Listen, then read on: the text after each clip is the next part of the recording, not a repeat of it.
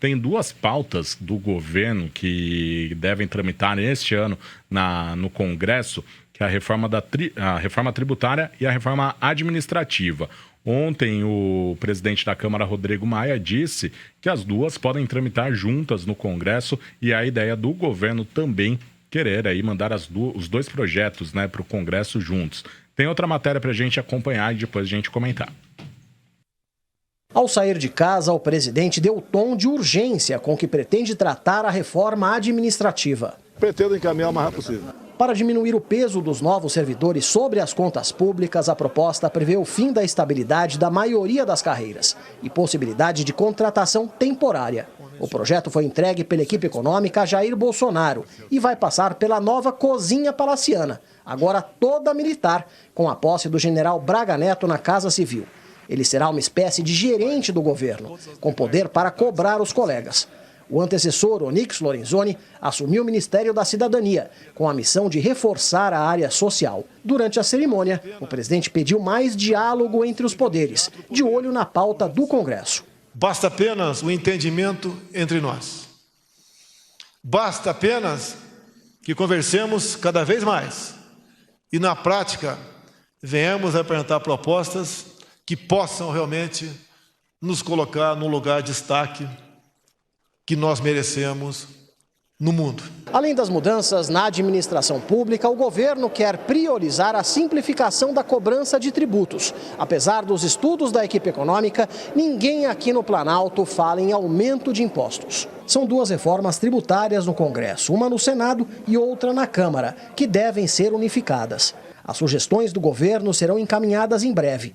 Para o presidente da Câmara, essa proposta é mais importante do que a reforma administrativa. Rodrigo Maia acredita que o parlamento consegue tocar as duas. Tenho certeza que a gente tem muita chance de avançar na reforma tributária. Mas se algum setor especificamente está preocupado, tem que dialogar e entender que a parte da contribuição dos empresários deve existir da mesma forma que o brasileiro do regime geral do INSS também colaborou com a reforma da Previdência.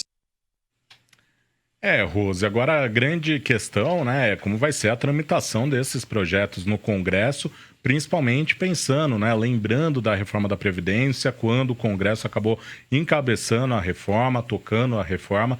É importante também ter uma participação mais ativa, né, do governo. Paulo Guedes já tem se reunido também com deputados, com senadores, para tentar fazer uma tramitação mais suave, né, dessas duas reformas, que são reformas importantes e necessárias, né, Rose? Olha, a reforma administrativa, ela vai ser, eu acho que ela é um pouco mais polêmica do que a tributária.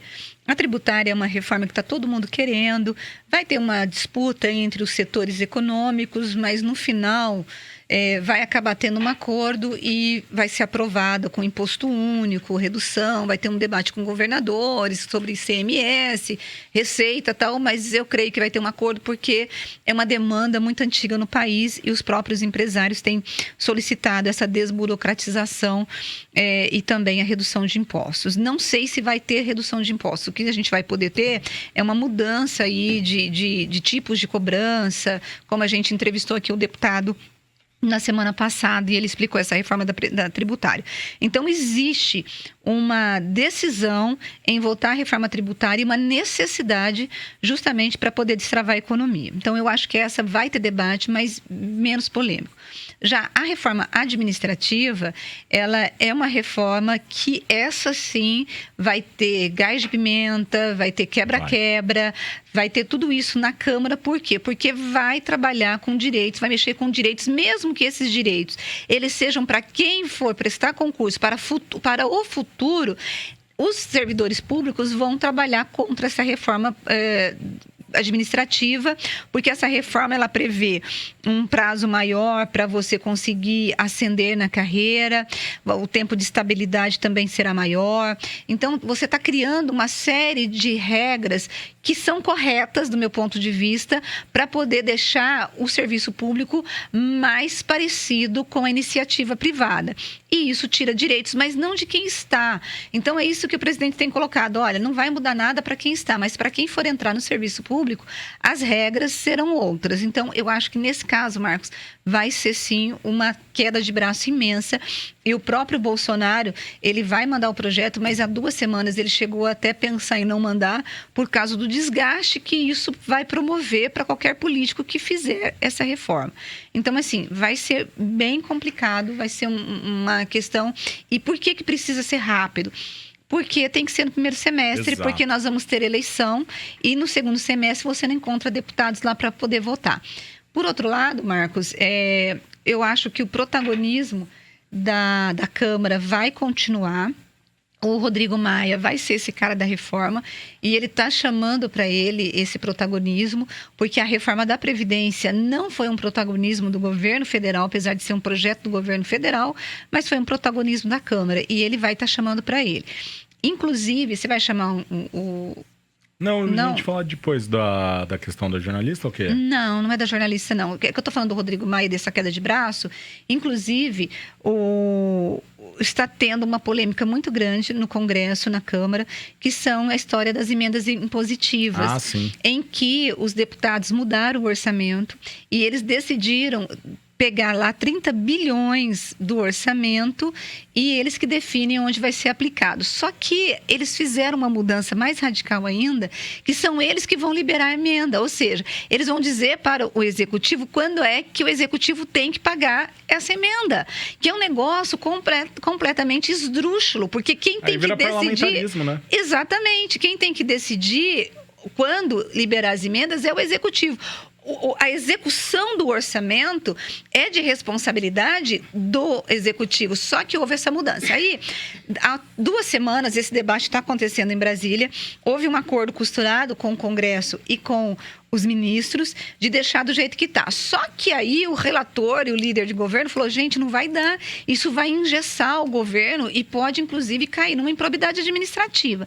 Então, está uma queda de braço. Por que eu estou falando desse assunto? Primeiro, que eu acho que não é o legislativo que tem que definir o prazo do pagamento. Pode até definir onde vai ser gasto, porque aí é uma participação na história das emendas impositivas. Até dá para a gente poder passar, mas definir, dizer para o Executivo, ou você me libera essa emenda agora, porque senão eu posso travar a tua pauta, isso vai virar uma queda de braço. Mas o que vai acontecer? Eu preciso terminar de explicar, senão pode ser, você chama daqui a pouquinho. O Heleno, que é o general Heleno, ontem teve uma reunião para discutir esse assunto. Que é agora o atrito entre ele e o Rodrigo Maia, né? Isso, exatamente. O general Heleno ontem, numa reunião com o presidente Bolsonaro e outros ministros, chegou a bater na mesa e disse que o presidente da República deveria convocar a população e chamar a população nas ruas, porque não poderia se submeter à chantagem do Congresso Nacional. O Rodrigo Maia respondeu o Heleno e disse o seguinte, eu vou abrir aspas, geralmente na vida, quando a gente vai ficando mais velho, a gente vai ganhando equilíbrio, experiência e paciência. O ministro, pelo jeito, está ficando mais velho e está falando como um jovem, um estudante no auge da sua juventude. É uma pena que o ministro, como tantos títulos, tenha se transformado num radical ideológico contra a democracia, contra o parlamento. Muito triste. Agora, a frase que eu quero pontuar aqui. Não vi por parte dele nenhum tipo de ataque quando a gente estava votando o aumento do salário dele como militar da reserva, disse o presidente da Câmara. Ou seja, o presidente falou assim, ele está estrelando agora porque ele quer definir o que nós vamos fazer. Mas quando estava votando o aumento do salário dos militares da reserva, ele ficou na miúda, ele ficou quietinho. Então, está uma guerra muito grande. Eu acho que dá para você achar o meio termo. Dá para os parlamentares indicarem como eles querem que esse dinheiro, essa verba das emendas sejam pontuadas e gastas, mas não precisa ser deles a decisão do momento ou do período da liberação da emenda, porque quem conhece os cofres públicos e quem sabe se tem receita ou não é o Executivo. Exato, Rose.